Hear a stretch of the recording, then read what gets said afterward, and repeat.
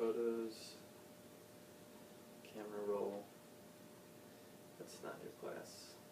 I think this is it, yeah. Okay, so just as you're watching, think of some things that maybe you saw that you liked that you did, or some things that you noticed, just your reactions.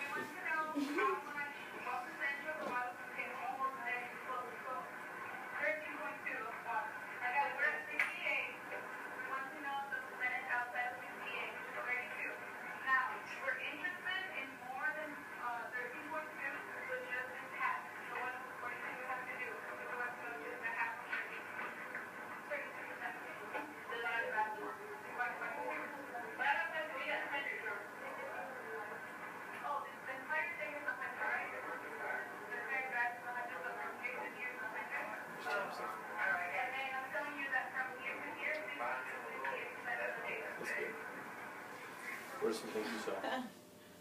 Some things I saw? Reactions.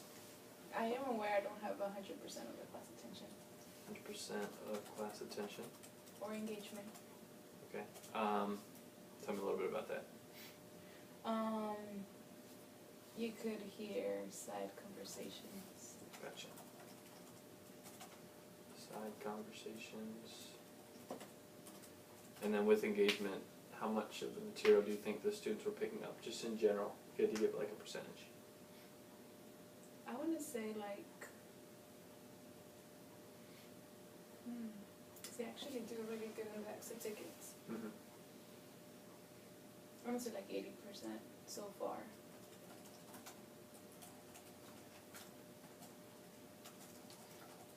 Okay. Do you have the exit tickets? Do you have them like graded? If not, I it was have yesterday. my laptop with my grades. Let's do that. Let's see how they did. Let me see.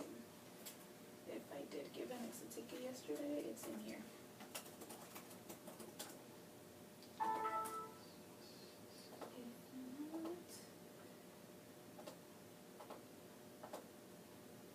not, what's the Wi-Fi here? TFA guest.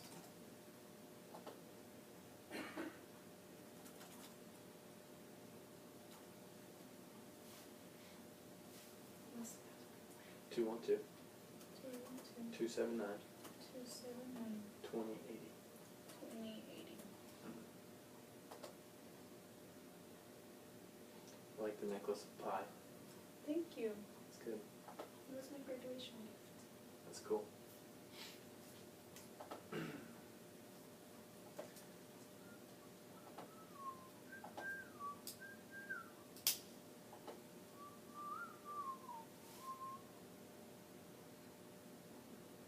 Yesterday was the 20. No, it was the 20. I didn't get one yesterday, but I did give one on Monday. So I had 97.92, and then on the previous one I had 89.74. And I just got this kids. They had another teacher before. This was Algebra 2 This is honors? Algebra 1. No, this Sorry, is Algebra this is 1. credit recovery. Mm-hmm. Okay, so you're doing the empirical rule and standard deviation with the credit Mhm. recovery. Cool. Let's just fill this out and just kind of give a guess. What percent of students in your class you think in that class, given an exit ticket, would have scored a 0 to a 69? What percentage of the kids in there? I want to say like 15%, 20% of them. Okay, how about students who scored a 70 to a 79?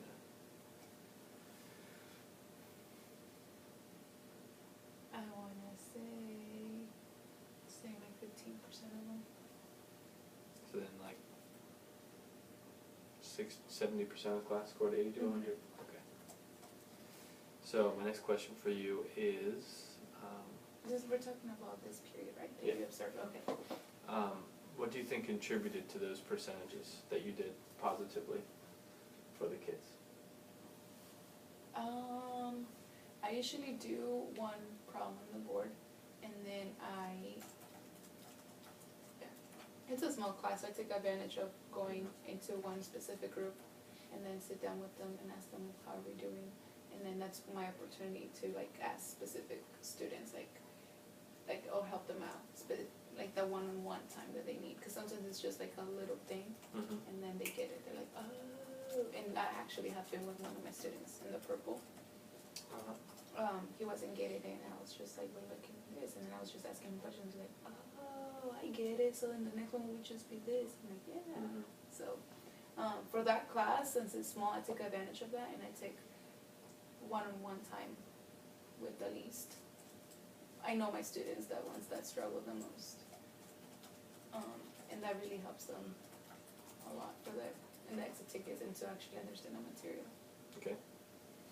Tell me some things that you think could go better to even make your scores even higher. Probably have handouts Okay. with Explain the graph, Graph with so the. that way they don't take forever. Like graphing in, we have more practice time. Gotcha. Okay. So streamlining class operations so students have more time to work. Yeah, I noticed when I was in there, they just had like notes. How do you usually have them taking notes? What do you mean? Oh, I just have them write down the title and the date, and then for the warm-up, so they do the warm-ups on one page.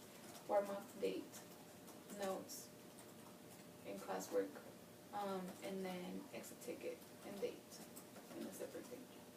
Gotcha. So everything's in their notebooks. Do they have like a portfolio? I guess that's like their portfolio. Okay. And then how do you use that in the classroom to benefit them? So sometimes, that's for my algebra 2 class actually. No, there was an exit ticket that I gave them, and I told them you may use your notes.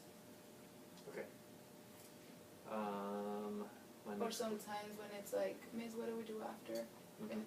And it's very similar to something that we did in the together as a we do. I tell them, look at your notes. Mhm. If I know they were taking notes and I know Right. they can actually figure it out, I'll tell them, like, look at your notes first, and then if you really can't get it, then ask me again.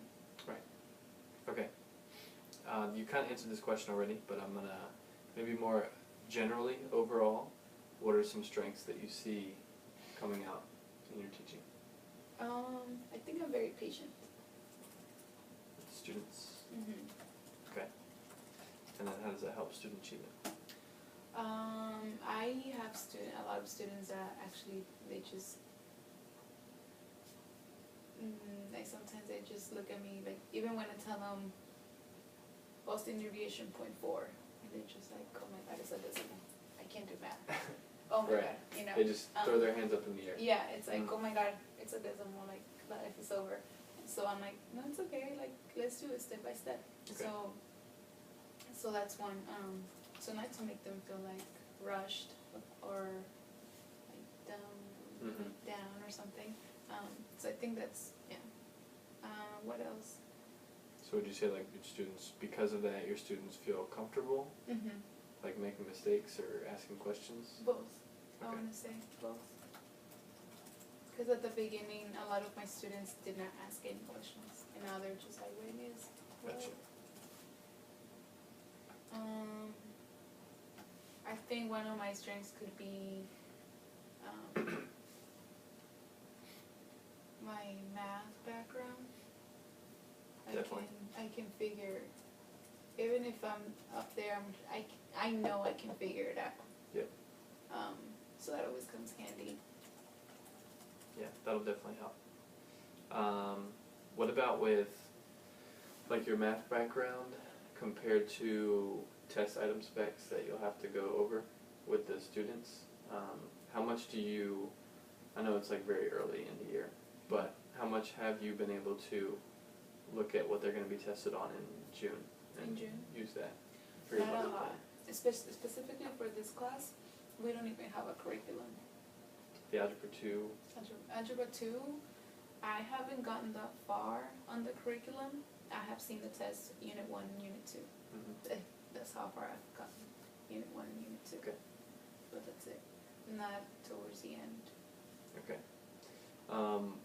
Do you think planning using those like tests and things, how helpful do you think that is for you in your classroom? It's how can I say this? I think it is helpful to increase the rigor, but it's just like we said so many times, you create this like great lesson plan and then you get to class and it just goes out the window. Right. So, would you want to use the assessments to help with planning? With planning, I do use them, the Okay. assessments, for For planning. like planning backwards? For planning. Okay. Yes. Which ones But do you use? You said like the unit test, you say you use? Okay. That the district provides. But I also use my math background for that. Right. Because sometimes as a math major, there were gaps that I had that were required in many math classes and many general classes that I didn't have. So I'm like, okay, if you really don't know this particular concept. Gotcha. So you know what students need to know. For previous courses, like for calculus, for example, like I know if you really struggle with solving variables or understanding what a variable is, then you're going to struggle the rest of your life with math if you really don't get the concept. So like that's something that I stress sometimes. Gotcha. Unit tests you use from the district. Have you used the specific EOC stuff from the end of the year, the state level tests? No. Okay. Do you know where to find them? No. Okay. I'm going to write that down as something that I can follow up with you on. Because using a unit test is definitely something that you want to do and that you're already doing, so that's great. But also you're just using the state test because the district isn't the one writing the end of course test, it's the state that is. So using both of those. So I will find test item specs and share. So you can start using those also. So it's a little easier on you. You don't always have to make up questions. Okay. Now tell me some things that you kind of want to work on. Maybe that you aren't so strong in. Getting the class attention. Okay. Do you think the problem is getting their attention or keeping their attention, or both? Both. Okay. It's either or. Getting and keeping attention. What do you think the biggest challenge is there for you? What is it that's keeping that from happening? And I want you to think about the video you watched too. If that'll help. But if you already know, then